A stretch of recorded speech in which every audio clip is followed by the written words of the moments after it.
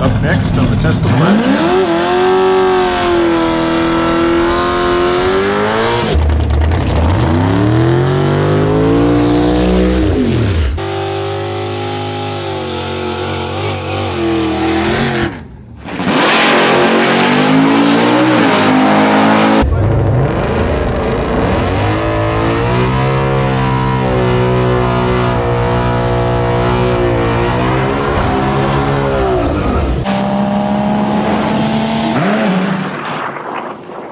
Bradenton Motorsports Park, Thursday night throwdown, June 27th, 2024. Got some interesting cars out here tonight, and we'll line up with anyone, but preferably only cars that are running 9s and better.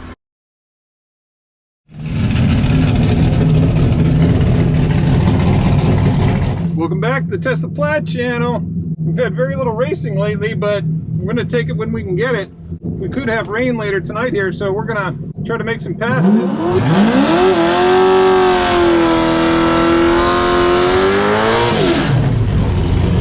Going up against Bob in his C4 Corvette. He's an 8th mile bracket racer.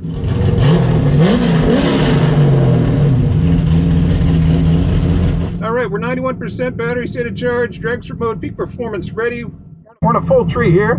Oh yeah, we love together.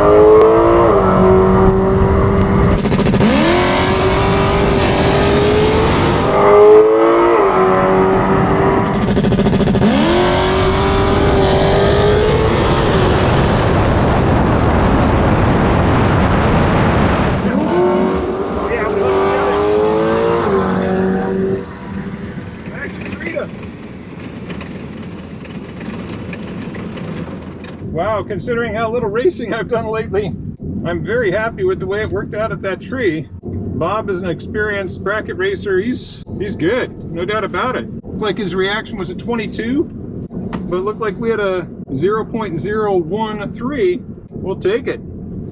How's it going? How we do? 925 with a 9. All right, that's a good run. At a $150 even. All right, 150 even. Yeah. Thank you. 925 with a 9, 150.06. We have a little more weight tonight, actually. Not only we got a cooler full of drinks, I didn't get a chance to drop it off anywhere, but I also installed a fire extinguisher in here, and unfortunately that weighs a few pounds. Yeah, some people will say, why bother with a fire extinguisher on a Tesla if it catches fire, but I'm thinking about the other car, you know? If you got a car next to you that catches on fire and you both stop, you want to have a way to help the guy out. We saw that with our buddy Kelly in his C4 Corvette a couple months ago when he was racing a turbo Mustang that blew up.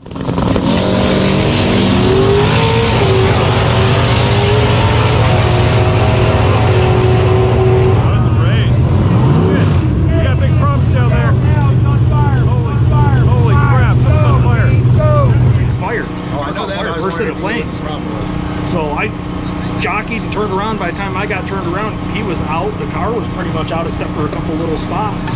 That was a hell of a fireball. How's it going, Bob? I spun real bad right at the hit. Yeah? Yeah. So it seemed like the track was all right on my side. Did it feel like a track issue or burnout, or what do you say? I don't know. I've been playing a lot with suspension and stuff, so it's probably just that's why I'm here. You know, on a personal note, you know the most satisfying part about that run? Is I actually had you on the tree. Yeah, you did. 13. How often does that? My 22. Yeah. How often does that happen? Hey, you know, you practice. It's good to see you again. Yeah, likewise, Bob. Always a pleasure. Always a pleasure. So, like most bracket racers, Bob isn't foot braking. He's on a trans brake and a button.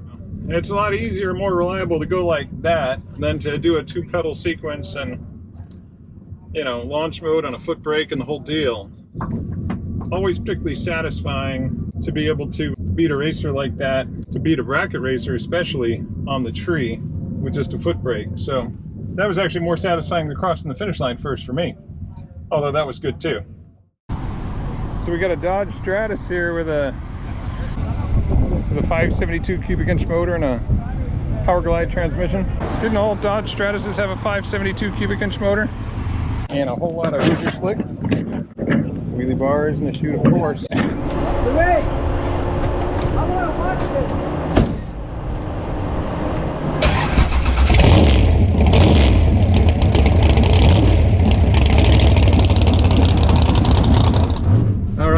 challenge. This old Pro Stock car. Check this thing out.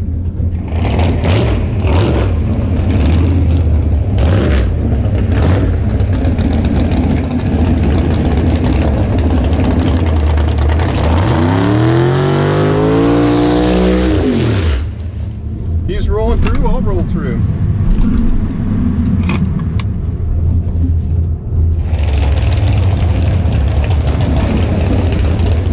Pro Tree coming up, Pro Tree.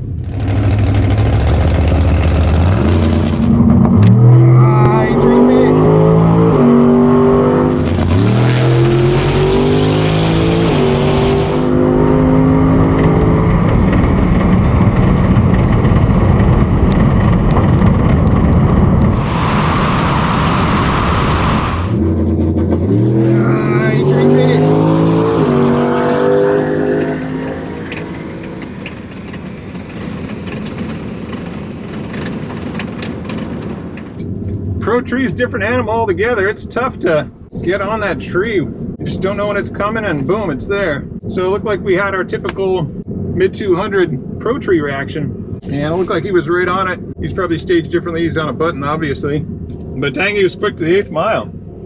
All right. 922 at 150. Oh, better than previous. Nice.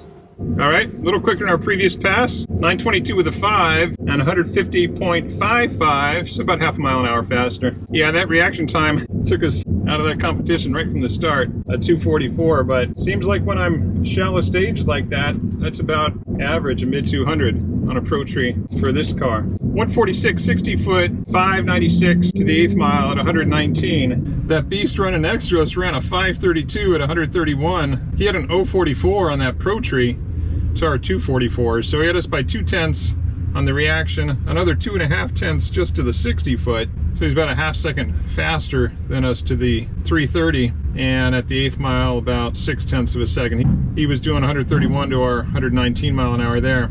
And even just coasting through the end of the track, he still ran an 886 at only 117 miles an hour. So he was still half a second ahead of us, about 5 cars as we crossed the finish line, even though we were doing like 33 miles an hour faster than him at that point. Fun run. We don't mind getting beat by an exciting car like that one. All right, let's see what's going on with Greg and his COPO Camaro.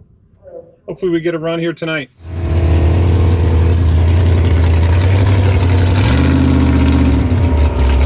All right, Greg Mannarino's COPO Camaro here.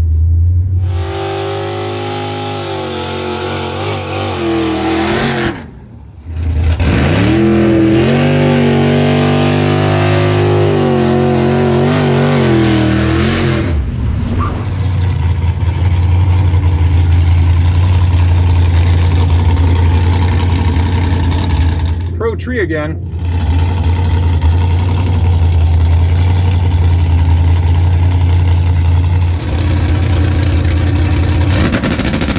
We're 85% battery state of charge. Dragstrip ready. Oh, he's spinning a little.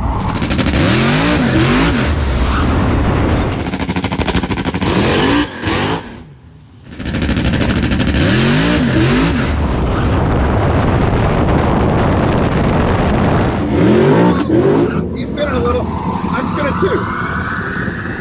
Here's my 250 again. Sounded like he blew the tires off. We were just saying after that last race, we're usually around a 250 on a Pro Tree, and it looked like we were exactly 250. And it looked like Greg might have had a 27 reaction, which is outstanding on a Pro Tree, even better than that car in the previous race with his 44. You went slower at a 949. You went Oh yeah, mile, yeah. mile per hour. I broke some traction there at the beginning. That's what that was. You ran fucking faster than 95. Right on.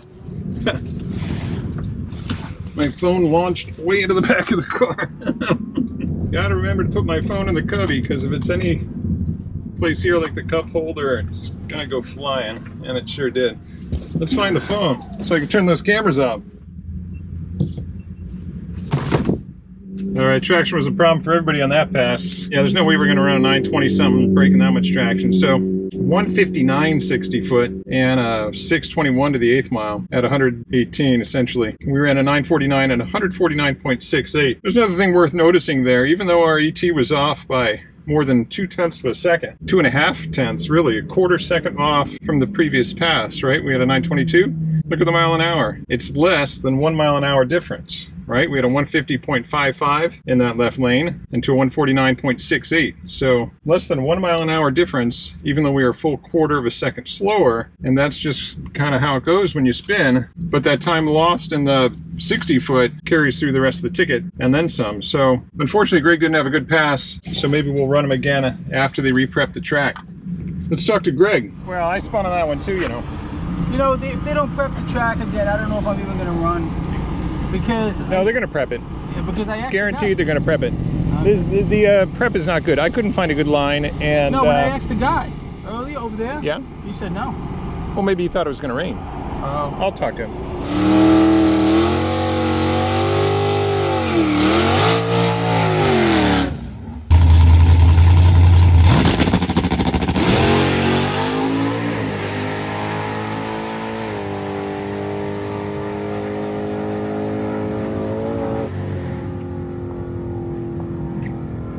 I had to come off it at the top end. That's why my mile power, because they got real loose. Yeah. I don't know what happened, but you'll see it on the time slip. All right, rematch with the COPO Camaro. He lowered his launch RPM a little bit, hoping to get down. They just re-prepped the track. Only 2 cars have gone ahead of us. We're down to 82% battery state of charge. It's a hot one out here tonight, 95 degrees. Even hotter for our first 3 runs. Greg wanted to try tower side.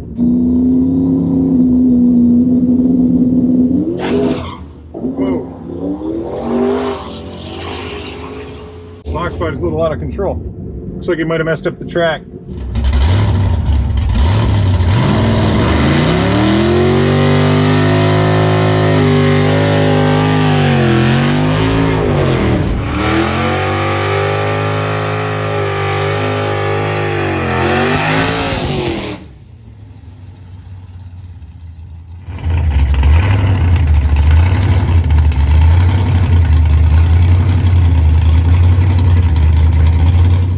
Pro tree on this one.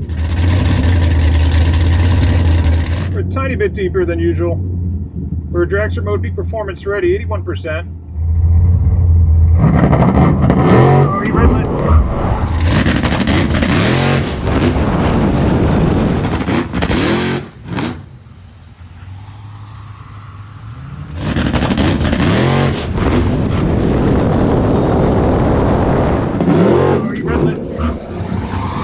Chirping a little. We're gonna go for our just pass anyway. Sounded like he pushed through the trans brake. Doesn't usually happen with that car, assuming he was on the trans brake.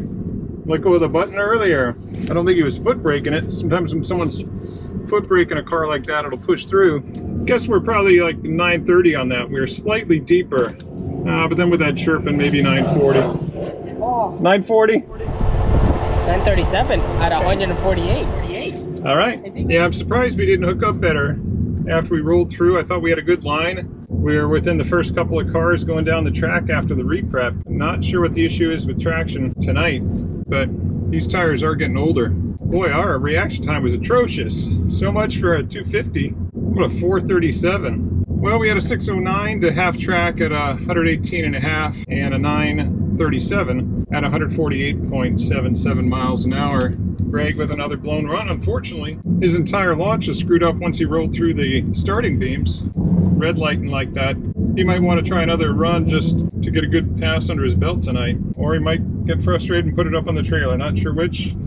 Let's go find out. A lot of cars here now.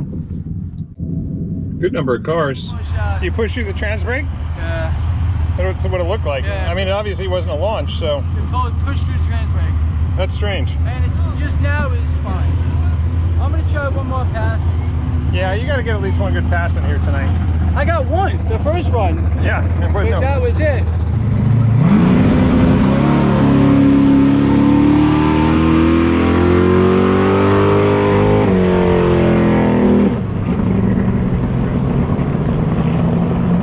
Yeah, there's somebody that's a big cloud of smoke at the end. I think I hear a valve tap with it. Randy, check that Camaro for fluids. Let me know when he's leaking, please. It's wet, but it's a mist. I can't tell. It's a mist on the drive. So it's going to be a little bit. And he was left lane, right? Yeah. Okay, I'm gonna switch with him. I'm gonna take left because I don't want him in that. I'm all-wheel drive. No take backs. No give me backs. None of that.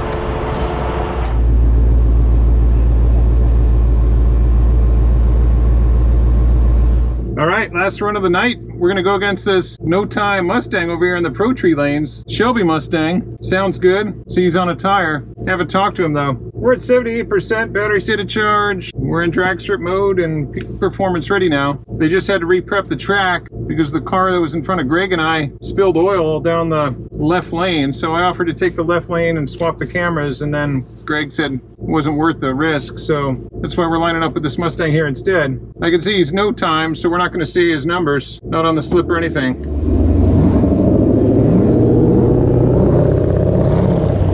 We're gonna lay down the best pass we can, see if we can get a high 920. We're on the Pro Tree again here. We're gonna stage shallow for our best ET. Track feels nice and sticky.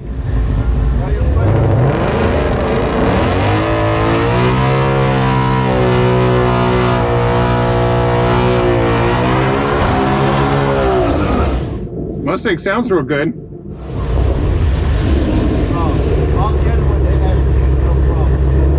He rolled through.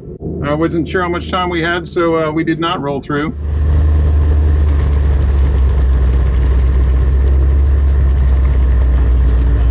This thing sounds good. It could be a low 9-second car, and they're lining it up in a good groove, I can see.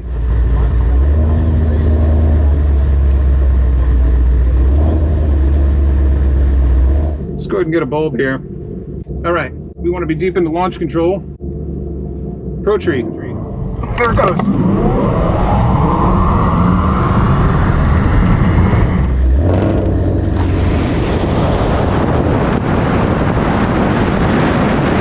There it goes.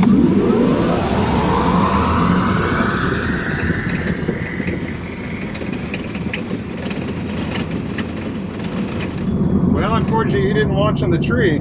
He was in the Pro Tree lanes, so he should have been expecting it. We only swapped over at the last second. We originally wanted a full Sportsman. That might have been a 920 pass because I didn't hear anything come out of the tires at all. It just hooked up and went. Too bad that Mustang wasn't launching with us. But then again, that was a no-time car. He was probably trying to hide his time. That's why he didn't want to go next to me. 925, 149. I thought it'd be a 920 pass. Right on. Thanks, man. So we ran a 925 at 149.38, which just tells you that those previous two passes were anomalies for a couple reasons. We broke traction on both of them, as well as the fact that we were staged a little deeper, both of which is going to hurt the ET, of course. So here we are running a 925, same as the first pass of the night, and here we are at 75% after that pass. So we made 5 passes here tonight. We used 16% of the battery, and we ran a 925 on the first pass and a 925 on the last pass. 145, 60 foot, that's solid. The prep was outstanding in our lane. 597 to the 8th mile at 118.5. So the mile an hour difference you see both at the 8th mile and the quarter mile are a result of us being at lower charge here in the 70s. So that's what hurt our mile an hour a little bit versus the runs at the beginning. Now as for that GT500 next to us, well, it's no time, but if the rumor is true that he sat at the light for a second and a half, reaction time is all you need to know. And our reaction time, not good again, 0.431. I thought we were a little better than that, but we were real shallow, so that hurts the reaction time on a Pro Tree. So he was 1.1 seconds behind us on the tree, and the margin of the finish line 1.65 seconds. So that suggests he's about a half second behind us on ET. Probably ran a high 9, I'll just say. I'll respect that he's trying to hide his time, but I think anybody watching from the stands with a phone in their hand and a stopwatch, every iPhone's got a stopwatch app, would have seen, okay, that's a high 9-second pass out of that GT500, which is good, but not going to give us a challenge when we're running 925. All right, those 5 passes are going to do it for us tonight. A lot of fun tonight. Variety of cars, 4 different cars we raced. Racing the COPO twice. It's too bad he didn't get a good pass in, but that Dodge Pro Mod, we didn't stand a chance. But and it's good the car's still performing here. It certainly likes the weather. 90 degrees, runs consistently in the 920s. as long as we've got traction. Good times. Thanks for joining us tonight on the Tesla Plaid channel.